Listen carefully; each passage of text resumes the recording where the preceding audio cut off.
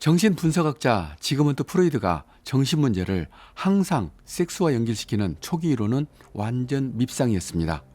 또 유대인 주제 지나치게 권위적이라는 이유로 완전 왕따까지 되었습니다. 정신병이 남자도 걸릴 수 있다는 당연한 말 때문에 학계에서 파문당하고 먹고 살기가 어려울 정도가 되었습니다. 이런 상황에서 한 통의 편지가 도착합니다. 존경하는 교수님, 저도 정신을 연구하는 학자의 한 사람으로 교수님의 이론에 전적으로 찬성합니다. 제가 같은 학자라서 보다도 아들이 아버지를 따르고 제자가 스승을 따르는 것과 같은 이치로 저는 교수님을 지지하고 또 존경합니다. 그 어려운 상황에서 이런 편지를 받고 감동하지 않을 수가 없었습니다. 이렇게 눈물이 날 정도로 고마운 편지를 쓴 학자는 칼 구스타프 융이었습니다. 귀하의 지지가 정말 감사하고 큰 힘이 됩니다. 꼭 한번 만나고 싶습니다. 그렇게 해서 둘이 처음 만나 이야기를 나눈 시간이 13시간 동안이나 이어졌습니다. 그리고 존경하고 감사하다는 편지가 360통이 넘게 오갔습니다. 실제로 프로이트는 자신보다 20살이 더 어린 융을 아들처럼 이뻐서 늘 함께 다녔습니다. 1907년 프로이드는 공식적으로 융을 자신의 후계자라고 선언하고 1911년 세계정신분석학회를 설립하면서 칼 구스타프 융을 초대 회장으로 만들어 주었습니다. 그렇게 둘의 아름다운 인연이 이어지는 듯 했습니다. 그러나 둘은 함께 미국으로 가는 배에서 깨졌습니다. 프로이드는 자신의 논리를 야무지게 분석해가는 융의 긴 이야기를 들으면서 갑자기 불안해졌습니다. 이렇게 야무진 놈이었구나. 이놈이 커서 내 권위에 도전하면 내 자리가 위태로울 수도 있다는 생각까지 든 것입니다. 프로이드는 갑자기 얼굴이 변해 소리를 쳤습니다. 지금 하는 연구는 나에게 도전하는 것이네. 당장 그 연구를 그만두게. 그때 융은 프로이드가 왜 그러는지 도무지 이해가 되지 않았습니다. 그 일 이후부터는 둘이 매우 불편한 사이로 변했습니다. 그로부터 어느 날 프로이트에게 융이 보낸 편지가 도착합니다.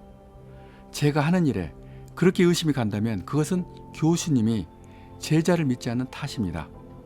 제자가 하는 일을 통제하고 마치 신하처럼 대하는 교수님 태도가 옳지 않다는 것도 아셔야 합니다. 제자가 스승에게 정확히 정면으로 받아버린 것입니다. 건방진 놈, 키워진 은혜를 모르는 놈. 프로이드는 융에게 완전히 돌아서고 배신당했다는 생각까지 하게 됩니다. 그런데 이렇게까지 된 근본 원인이 자신 때문이라는 사실을 몰랐던 것입니다. 아니, 왜 몰랐을까요? 알면서도 내가 누군데 그냥 아래 것들이 그러려니 하고 따라와야지 하는 권위의식이 더 컸을 것입니다. 이후 프로이드는 융을 학회 회장직에서 쫓아내면서 둘은 완전히 정리되었습니다. 그러나 이 소문은 프로이드에게도 좋지 않았습니다. 누구든지 자기 눈밖에 나면 매장시켜버리는 못된 스승이라는 비판에서 벗어나기 어려웠습니다. 그러나 서로 갈라선 것 그 자체는 서로에게 좋았습니다. 이제부터 융은 누구의 눈치도 보지 않고 자신의 이론을 펼칠 수가 있었고 프로이드도 조용히 자신을 돌아보는 계기가 되었습니다. 또 하나 주어진 것은 학계에서도 프로이드 말만 믿지 않고 반대 이론도 수용을 하는 새로운 현상까지 생긴 것입니다. 이제는 미술 이야기입니다. 13살의 미켈란젤로는 당시에 유명했던 화가 도미니코 기를란다요의 문화생으로 들어갑니다. 그런데 1년 만에 툴툴거리면서 집으로 돌아왔습니다.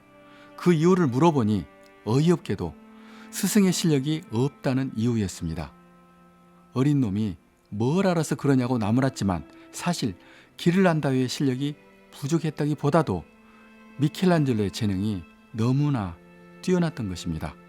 더 이상 가르칠 것이 없노라가 아니라 더 이상 배울 것이 없노라였습니다. 토마스 퀴트르는 이렇게 멋진 그림을 그렸던 1800년대 유명했던 프랑스 화가입니다. 그런데 얼마 전에 그림을 배우겠다고 들어온 제자 에두아르 마네가 몹시도 불편했습니다. 처음에 말도 잘 듣고 잘 따르던 놈이 6개월이 지나면서부터 스승의 작품에 토를 달기 시작했습니다. 또 가르쳐주는 대로 하지 않고 지 마음대로 했습니다. 그렇게 6년 동안을 계기다가 나가버렸습니다. 스승 토마스 퀴트리에게 마네라는 제자는 생각만 해도 불편한 존재였습니다. 이 그림은 바카스춤이라는 샤를 글레르의 작품입니다. 이렇게 실력이 좋은 샤를 글레르에게도 새로 들어온 제자 모네와 르누아르가 눈에 가시 같았습니다. 조금이라도 수틀리면 쌍으로 대들고 따지는 제자 2인조 때문에 고생 많이 했습니다. 마네, 모네, 르누아르는 그렇게 기존의 스타일과 다른 새로운 기법을 찾는 과정에서 스승이 시키는 대로 하기보다는 새로운 것을 찾았습니다. 그들은 신화나 역사를 그리기보다는 시간에 따라 빛이 변하고 빛에 따라 변하는 자연의 색을 탐구했습니다. 그렇게 해서 탄생한 것이 바로 위대한 인상파입니다. 혁신은 이렇게 항상 기존의 가치를 의심하고 싸우면서 탄생합니다. 오래전부터 참 듣기 싫은 말 중 하나가 스승의 그림자는 밟지도 않아야 한다는 그 말입니다. 이 말이 왜 그렇게 저는 짜증이 날까요? 스승을 애호해야 한다는 것은 알지만 이 말은 무조건 스승에게 복종하라는 말입니다. 제 주변에서 진짜 그렇게 스승을 하늘처럼 섬기다가 어느덧 늙어버린 제자를 저는 보았습니다. 그런데 그 스승이 제자의 길을 열어주었거나 깊은 가르침을 주었으면 다행인데 그 스승도 제가 보기에는 자기 갈 길도 모르는 답답한 사람이었습니다.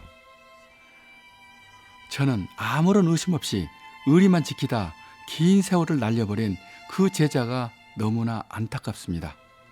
또 오래전에 미술 그룹을 만들면서 무조건 들어와서 자신을 따르라는 선배가 있었습니다. 함께 뭔가를 같이 모색하자고 했으면 좋았을 텐데 무조건 자기만 믿고 따르라는 그 말이 얼마나 미웠는지 모릅니다. 세월이 흘러 지금 그 선배는 한국 미술의 무궁한 발전을 위해서 조용히 쉬고 있습니다. 강원도 깊은 산속에서 자연인이 되어서 언제 올 줄 모르는 윤택만을 기다리고 있습니다. 스승의 그림자가 아니라 밥상이라도 걷어차고 맞짱을 떠야 합니다. 단 학문의 안에서이고 학문에 있어서 무조건적인 순종은 없습니다. 암만 생각해도 구스타프 융이 그 황제 같았던 프로이드에 들이댄 것은 위대한 맞짱이었습니다. 그리고 미켈란젤로, 마네와 모네, 르누아르가 스승의 혐을 찾아낸 것도 정말 잘한 것입니다. 어쩌면 지금 우리가 그 스승이라는 사람 이름이라도 알게 된 것은 그 눈에 가시 같았던 밉상 제자들 덕분입니다. 예술 제국의 길은 우리가 세계 정상으로 가는 가장 빠른 길입니다. 이 영상을 구독하시는 것은 그 길을 함께 가는 것입니다.